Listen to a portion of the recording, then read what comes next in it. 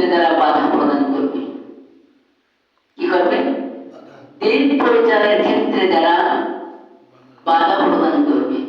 এখন বাধা প্রদান করে কারা? বিদ্রোহীরা করে না মুসলমানেরা করে? হ্যাঁ, আমরা তো সবাই মুসলমান। আমি যে আইটি কারিগর তেলাওয়াত করেছি, এখানে বলা হয়েছে যে মুসলমানের গুরু হচ্ছে তিনটা। কয়টা?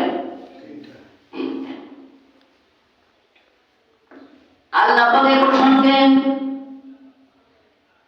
সূরা আল-ফাতিরের ৩২ নম্বর আয়াতে বলেন, সুম্মা আওরাসনাল কিতাব, আমি আল্লাহ রব্বুল আলামিন এই কিতাবের জ্ঞান যাকে পছন্দ করি, যাকে মনোনীত করেছি, যাকে ভালোবাসি, কিতাবের জ্ঞান আমি আল্লাহ তাকে দান করেছি।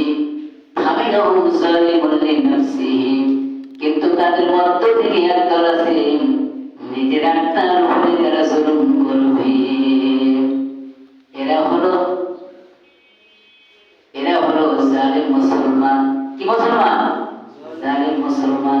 এই জালিম মুসলমান দিন প্রচারের ক্ষেত্রে বাধা দেবেন, কোরআনের মাহফিলের পারমিশন লাগবে এই জালিম মুসলমানদের কাছে।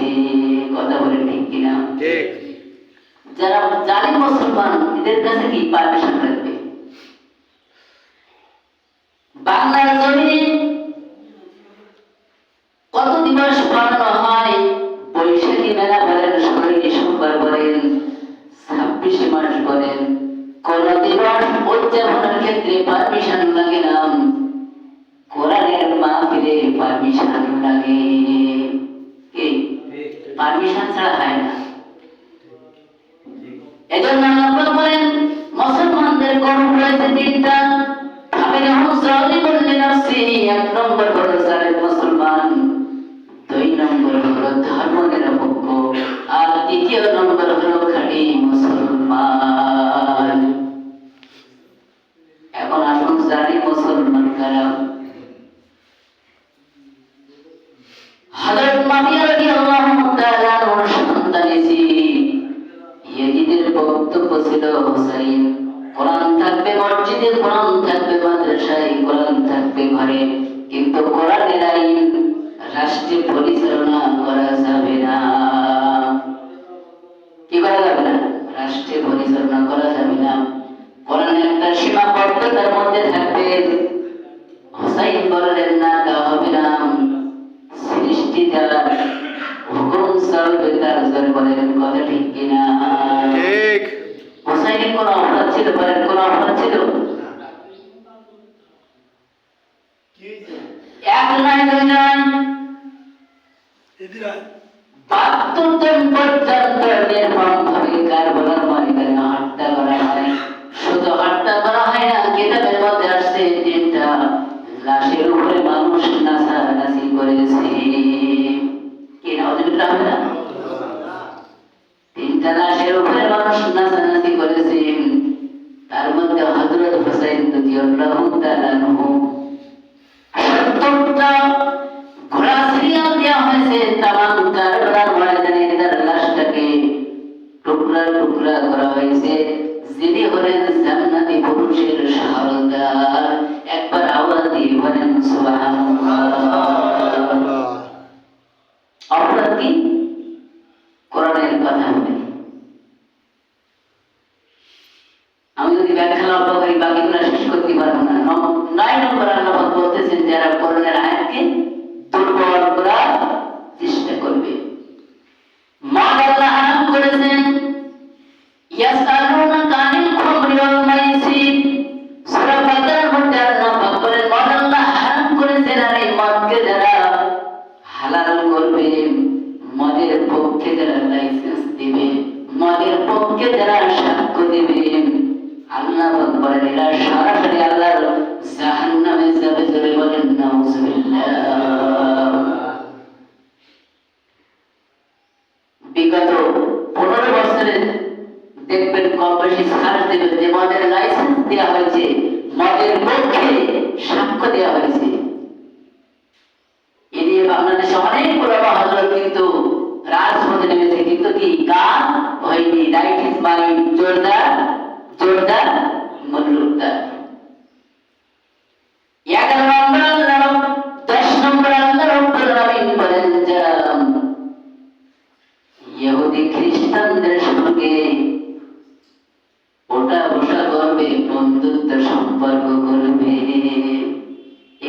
ব্যাখ্যা দিতে হবে।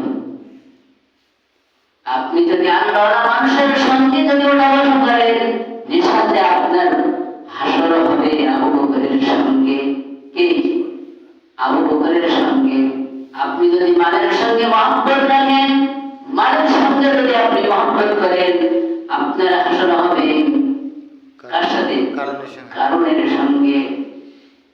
আপনি যদি শ্রীকৃষ্ণের সঙ্গে ওঠা বসা করেন, মহব্বত রাখেন, আপনার হাসর হবে নমরুদের সঙ্গে, ফিরআউনের সঙ্গে। একবার আওয়াজ দিয়ে বলেন নাউযুবিল্লাহ। এখন একটি প্রশ্ন করি আপনাদের কাছে, শ্রীকৃষ্ণের সঙ্গে কি সম্পর্ক রাখা যাবে? কথা বলেন, দেখেন রাখা যাবে? কেন? ইতিহাস পড়েন আপনারা, ইতিহাস দেখেন। আবার রাসূল কিন্তু ইহুদি খ্রিস্টানদের উপরে কিন্তু কেউ অত্যাচার করেনি, করছে নাকি? তাই তাদের সঙ্গে ওঠা বসা করা যাবে না কেন? কোন ক্ষেত্রে যাবে? প্রিয়াদিন গভীর মনোযোগ।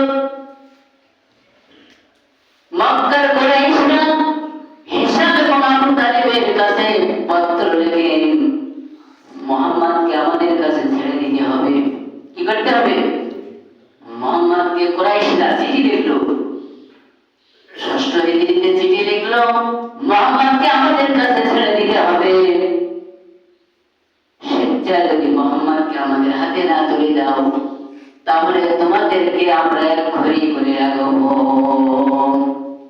অর্থাৎ সামাজিক লেনদেন, অর্থনৈতিক সকল ক্ষেত্রে কোন সাপোর্ট তোমরা কি পাবে না।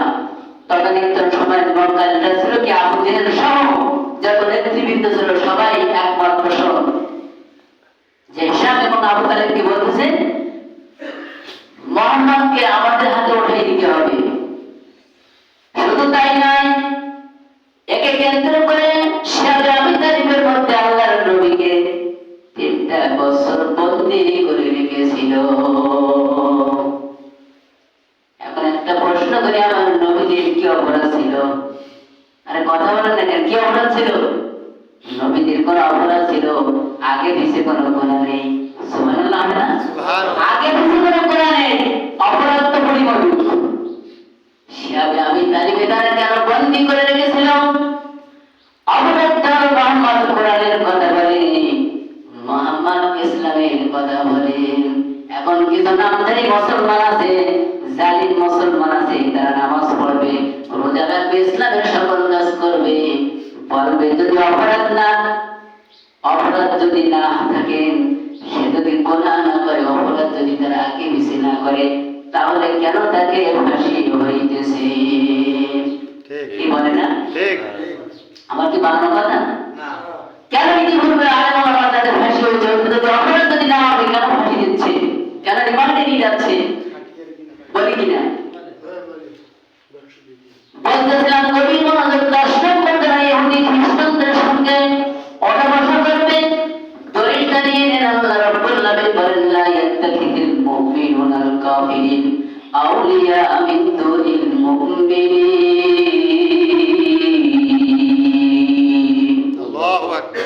মুমিন ব্যতীত, মুসলমান ব্যতীত ইহুদি এবং খ্রিস্টানদের সঙ্গে, কাফেরদের সঙ্গে ওঠা বসা করবে না। 11 নম্বর আল্লাহ পাক বলেন, যারা সুদ খাবেন, যালিকা বিআন্নাহুম ক্বালু ইন্নামাল বাইউ মিসলুর রিবা। আল্লাহ পাক বলেন, আমি সুদের মধ্যে অসংখ্য শাখা প্রশাখা রয়েছে।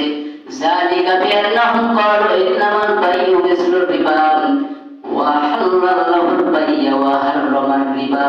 আল্লাহ পাক বলেন, সুদের মধ্যে যত বাকি আছে ওগুলো তোমরা বর্জন করো। অর্থাৎ সুদের যে শাখা প্রশাখা আছে এগুলো কি করো? বর্জন করো। হাদিসের পরিভাষায় রাসূল বলেছেন, আকিলার রিবা, অর্থাৎ রিবা শব্দের অর্থ কি? যা। আকিলার রিবা, যার সম্প্রদায়ের মানুষ জাহান্নামী। সুদের সাক্ষ্যদাতা, সুদের লেখকদাতা, সুদ আদান এবং প্রদান। রাসূল বলেন, এই সম্প্রদায়ের লোক জাহান্নামী। এখন সুদ আছে কিনা সমাজে? যদি জরিপ করা হয় তাহলে 50% মানুষের সঙ্গে কি ওঠা বসা। সর্বশেষ আমরা হাদিস জানি যে 70টা শাখা প্রশাখার মধ্যে হচ্ছে কি আপন মায়ের সাথে কি করা, ওটা বসা করা। কি নাউজুবিল্লাহ বাড়িতে করবেন নেই, এটা ইমানি দায়িত্ব। শোনো এই দেশটার গল্প বলি, দেশটা মনে হয় স্বপ্ন পুরি, শুধু করো ঘুষখোর মদখোর এসব আছে ভরি ভরি, এসব আছে ভরি ভরি। 12 নম্বর আল্লাহ রাব্বুল আলামিন বলেন সালাম মানুষ হত্যা করবে। সূরা বনী ইসরাঈল আল্লাহ পাক বলেন ওয়া তাকুতুল আওলাদাকুম খাশিয়াতা ইমলাক নাহনু নারযুকুহুম ওয়া ইয়্যাকুম ইন্না ক্বাতলাহুম কানা খিতান কাবীরা। আল্লাহ পাক বলেন তোমরা দরিদ্রতার আশঙ্কায় তোমাদের সন্তান পরিদেরকে ধ্বংস করো না, আমি আল্লাহ তাদের এবং তোমাদের ওবাহের রিজিকের ফয়সালা আসমান থেকে করে থাকি। জোরে বলেন মারহাবা। রিজিকের চাবিকাঠি কারা দেয়?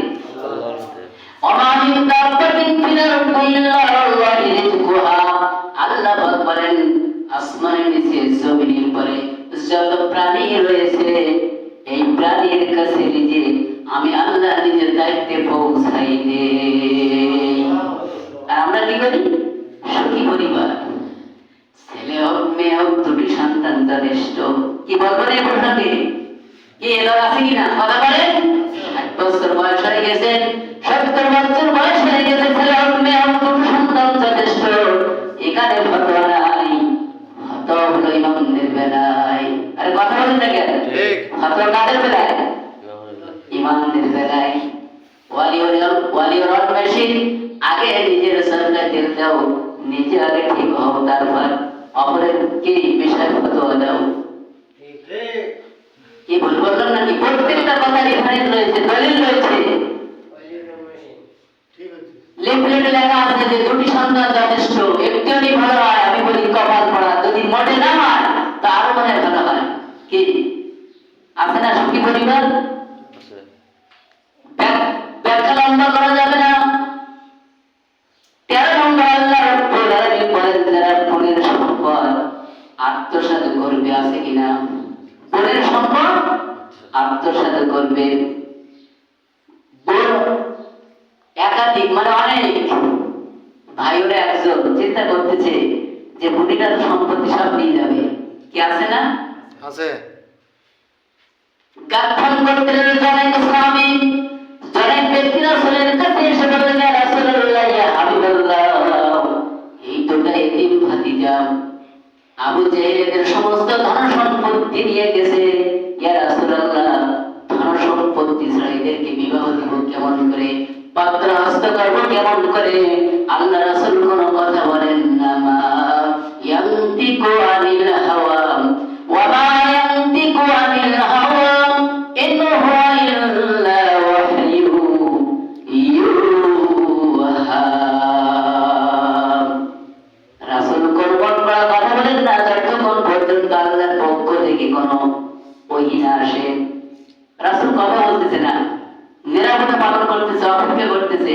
ইতিমধ্যে জিবরাইল আমিন এসে আয়াতে কারিমা নিয়ে হাজির হয়ে গেলেন। ইউসাই আল্লাহু ফি আওলাদিকুম লিযাকারি মিসলু হাজ্জিল উনসায়াইন। ইয়া পুত্র তুই কন্যার সমান। এক পুত্র কি? তুই কন্যার সমান। তখন আপনি তো বুদ্ধিমতী, আপনি হিসাব করতেছেন যে বোধ তো সব নিয়ে যাবে। কি এটা আছে না? সারা জীবন যদি আপনি সিজদা করেন, কাবা ঘরে যদি আপনি সিজদা করেন, লিখে রাখেন আপনার কোন ইবাদত, কোন সিজদা আল্লাহর দরবারে অ্যাকসেপ্ট হবে না, গ্রহণ হবে না। সারা জীবন যদি আপনি সিজদা দেন। 14 নম্বর আল্লাহ রাব্বুল আলামিন বলেন যারা চুরি ডাকাতি সন্ত্রাসী করবে। হযরত জাবের রাদিয়াল্লাহু তাআলা বর্ণনা করেন রাসূলের জামানায় একজন চোরকে আনা হলো।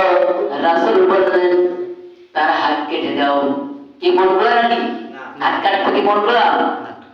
কতটুকু পরিমাণ সম্পদ চুরি করলি, কোলা চুরি করলি কিন্তু কি আটকাটা হবে না। আমাদের দেশে আইন আছে, কোলা চুরি করলি, মনু চুরি করলি কি ফাঁসি, কি আছে না? খুন করে ফাঁসি। ইমাম আবু হানিফা রাহমাতুল্লাহি আলাইহি বর্ণনা করেন, চুরির পরিমাণটা ন্যূনতম 10 দিরহাম হওয়া লাগবে। হযরত জাবির থেকে বর্ণিত, রাসূলের জামানায় চোর যখন ধরা পড়ে গেছে, রাসূল বললেন হাত কেটে দাও, ওয়াসারিকু ওয়াসারিকাতু ফাকতাউ আইদিয়াহুমা জাযাআম বিমা কাসাবা নাকালাম মিনাল্লাহ। অর্থাৎ তার কি করো, প্রথমে ডান হাত কেটে দাও। তো ডান হাত কেটে দিয়ে লোকটাকে কি ছেড়ে দেওয়া হলো। কিছুদিন পর লোকটা আবার চুরি করলো, রাসূলের কাছে আনা হলো। রাসূল বললেন তার দ্বিতীয় হাত কেটে দাও, লোকটা ছেড়ে দেওয়া হলো। আবার কিছুদিন পর চুরি করলো, ধরা পড়ে গেল। রাসূল বললেন তার পাও কেটে দাও, পুনরায় লোকটা আবার চুরি করলো। রাসূল বললেন এবার তাকে হাতটা করে দাও, কি করো, হাতটা করে ফেলো। এজন্য শেখ সাদি রহমাতুল্লাহ আলাইহি বর্ণনা করেন, আগার খাসি দিদার পাটা তোলালো, তবু খাসির ববু খাসলাত না গেল। বোঝার জন্য আমি বলতেছি, পাটা ছাগলের যদি 7 বছর বয়স হয়, ওর পাশে যদি মাদি ছাগল কি রাখা হয়, আপনারা বলেন ওর যে পেশা, ওর যে খাসিয়াত, ওর যে অভ্যাস, এটা কি পরিবর্তন হবে না? এজন্য রাসূল একটাই বলেছেন, এক পাহাড় এক জমিদারের জায়গায়, এক পাহাড় জায়গায় স্থানান্তরিত হওয়া সহজ, কিন্তু কোন মানুষ যদি একবার অসভ্য পরিণত হয়ে যায়, কোন মানুষ যদি একবার অসৎ পথে পদার্পণ করে, তাহলে সৎ পথে ফিরে আসা খুব কঠিন। নম্বর 15 আল্লাহ পাক বলেন, পিতামাতার অবাধ্য সন্তান। পিতামাতা কি অবাধ্য সন্তান। গার্জিয়ান যারা আছে চিন্তা করতেছেন, হুজুর এখানে ভালো করে বলার দরকার, কারণ যদি দাঁড়ি যেতে বলে ও যায় কি বাম দিকে, কি আছে কিনা কথা বলেন। আচ্ছা বলেন, এক পক্ষ যদি মাঠে নামে, কথা বলেন কাজ হবে? যদি স্লোগান দেয় আজকের খেলা হবে, আরে এক দল আসছে, এক পক্ষ আসছে আর এক পক্ষ আসি, বলেন শ্রোতা কি থাকবে? মানে থাকা তো তৈরি করতে শুনে যাবেই না, মোটামুটি পক্ষ দুটো লাগবে।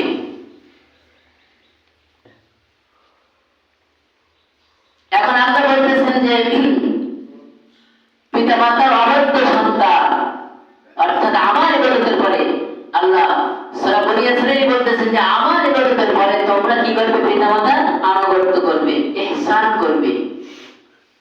ইহসান শব্দের অর্থ কি? দয়া। আমি বোঝার জন্য বলি,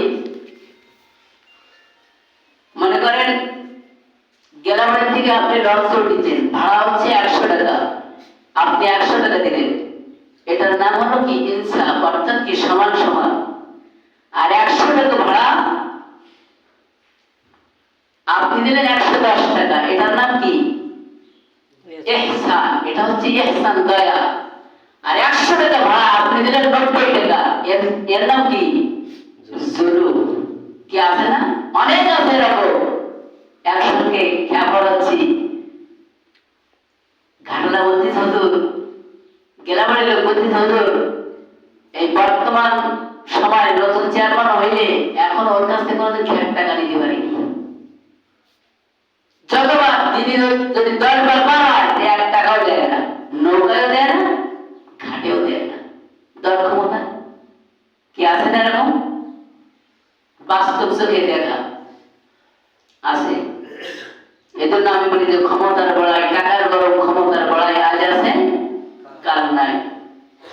যে কথা বলতেছিলাম যে পিতা মাতার কি অবাধ্য সন্তান, আল্লাহ বলতেছেন যে আমার আনুগত্য করার পরে আপনি কি করবে, পিতা মাতার ইহসান করবে। তাহলে 100 টাকা ভাড়া 90 টাকা দিলাম, এটার নাম জুলুম। 100 টাকা ভাড়া 100 টাকা দিলাম, এটার নাম ইনসাফ। আর 10 টাকা বেশি করে দিলাম, এটার নাম কি ইহসান। আল্লাহ বলেন, বান্দা যদি জান্নাতে যেতে চাও তাহলে তুমি পিতামাতার প্রতি ইহসান করো, দয়া করো। কি আমরা কি করতে পেরেছি? আপনি আমি থাকি শীতের সময় একবার কি ঘরের কি প্রধান কক্ষে একেবারে কি সব থেকে ভালো রবি থাকে, আর পিতা মাতা থাকে একেবারে কি যেখানে বাতাস বন্ধ হয় না, 24 ঘন্টায় বাতাস প্রবাহিত থাকে, চলতে থাকে। বলেন এহসান হলো? কথা বলেন এহসান হলো? আল্লাহ বলতেছেন যতক্ষণ পর্যন্ত এহসান না করবে ততক্ষণ পর্যন্ত কি জান্নাতে যেতে পারবে না।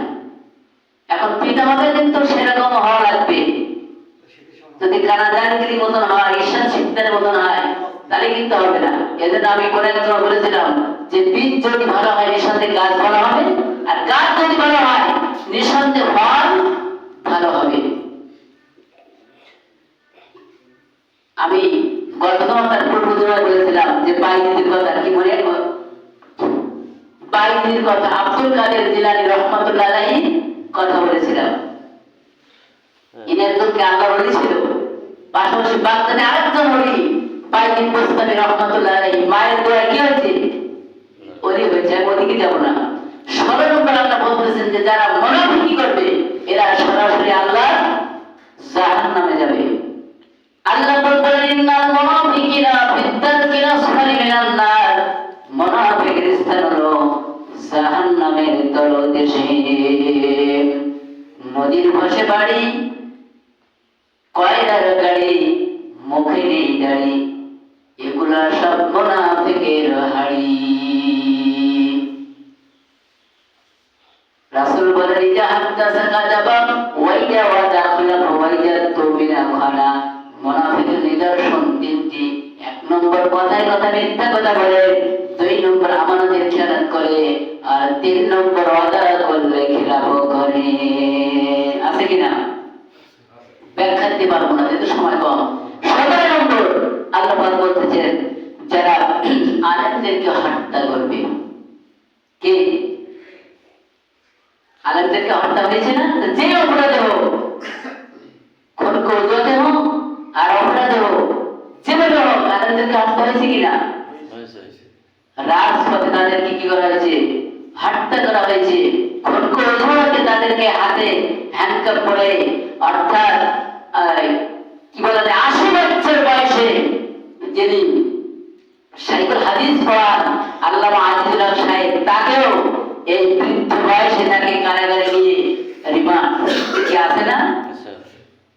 আল্লাহ কিন্তু কি বরদাস্ত করবেন। আল্লাহ যেদিন ধরবে ইন্না বাদশা রাব্বিকা লাশাদীদ, আল্লাহ বলতেছেন আমি তোমাকে ছেড়ে দিলাম,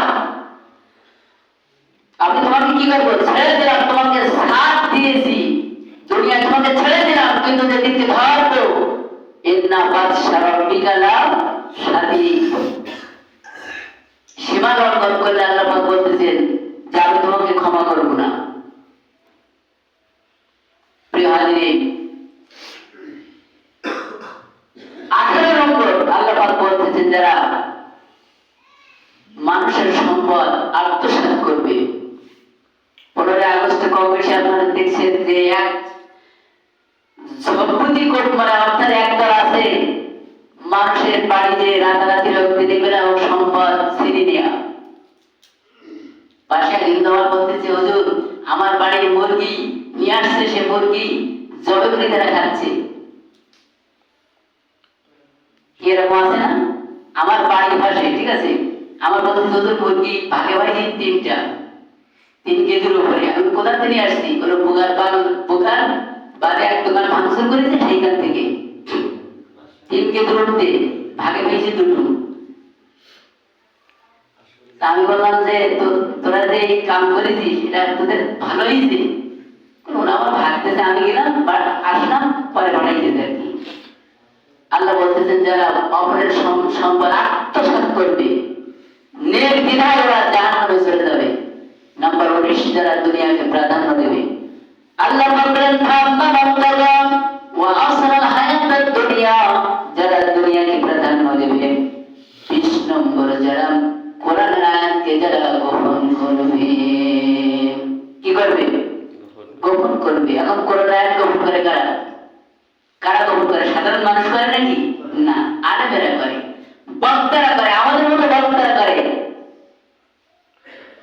তারা কিন্তু স্টেজ উঠে হক কথা বলতে চায় না, কারণ এখন দল ক্ষমতায়। কমিটি যা বলবে তাই সুদ দিবে। এরকম যদি কোন ইমাম থাকে ওর পিছনে ইক্তেদার হারাম হারাম, কমিটির কথা শুনতে গেলে কমিটির জায়গায় থাকবে, ইমামের জায়গায় থাকবে। সূরা বাকারা